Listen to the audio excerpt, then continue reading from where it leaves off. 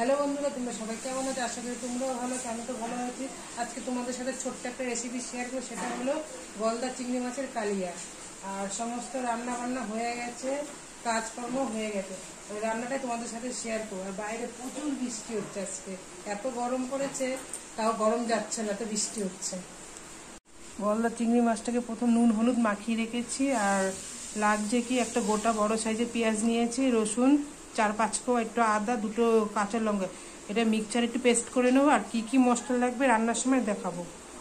প্রথম কড়াইতে একটু তেল নিয়ে নেবো, তেল দিয়ে দেবো। তেলটা গরম হয়ে গেছে, গলদা চিংড়িটাকে হালকা একটু ভেজে নেবো।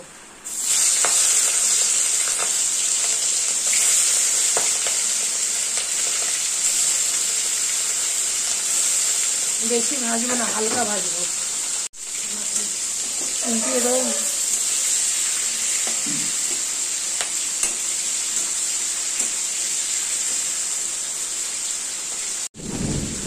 গলদা চিংড়িটা পুরো ভাজা হয়ে গেলে তাকে নামিয়ে নেবো। একদম হালকা করে ভাজতে হবে, বেশি ভাজলে পুরো একদম শক্ত হয়ে যাবে।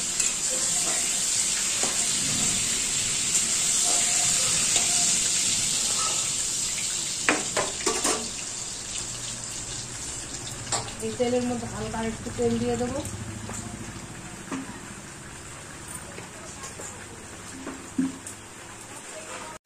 তেলটা গরম হয়ে গেছে, একটু কালো জিরে ফোড়ন দেবো।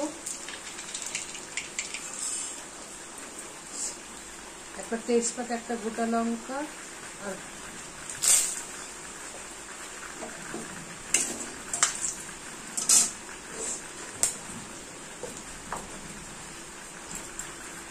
এর মধ্যে যা যা মশলা পেস্ট করেছিলাম সেগুলো দিয়ে দেবো। এর মধ্যে 2টো কাঁচা লঙ্কা, একটা গোটা পেঁয়াজ, আর 4-5 কোয়া রসুন, আর একটু আদা।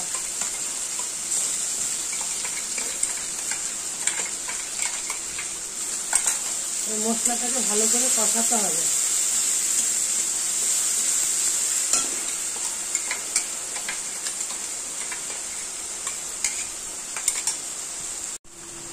পরিমাণ মতন লবণ দিয়ে দেবো।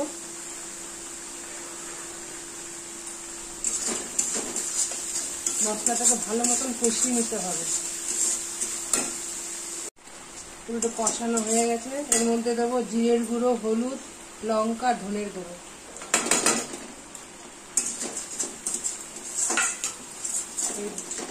মশলা দিয়ে আর ভালো করে আবার কষাতে হবে। হালকা একটু জল দিয়ে মশলাটাকে কষাতে হবে।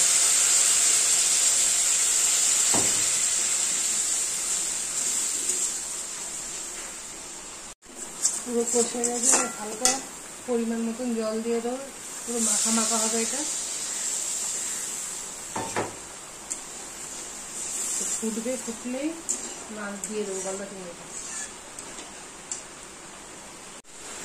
ঝোল পুরো ফুটে গেছে, এবার গলদা চিংড়ি দিয়ে দেবো এক এক করে।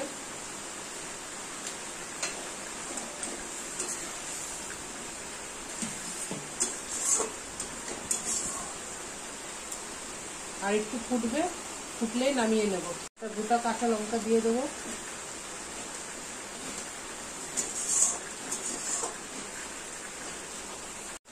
আমার গলদা চিংড়ি কালিয়া হয়ে গেছে। নামানোর আগে গরম মশলা গুঁড়ো দিয়ে দেবো, দিয়ে একটু হালকা ফুটিয়ে নামিয়ে নেব।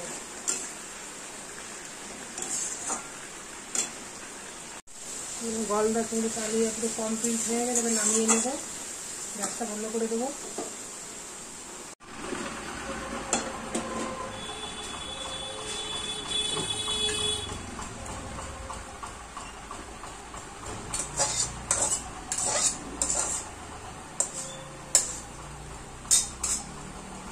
গলদা চিংড়ি কালিয়া হয়ে গেছে, সমস্ত রান্না বান্না হয়ে গেছে। কি কি রান্না করি তোমাদের আজকে ব্যাক ক্যামেরায় দেখাচ্ছি। ভাত করেছি, আর এদিকে হচ্ছে আলু বেগুন দিয়ে ইলিশ মাছের পাতলা ঝোল করেছি। আর হয়েছে শাপলা বটি, পেঁয়াজ দিয়ে, কাঁচা লঙ্কা দিয়ে, কালো জিরে ফোড়ন দিয়ে ভাজা ভাজা করেছি।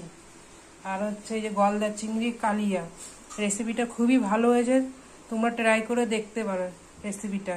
বাচ্চাদের খুবই ভালো লাগবে, এটা একটু মিষ্টি মিষ্টি হবে। রান্নাটা যদি ভালো লেগে থাকে, লাইক, শেয়ার, কমেন্ট, সাবস্ক্রাইব সবাই ভালো থাকবেন, সুস্থ থাকবেন, আবার নতুন কিছু নিয়ে আসবো। টাটা।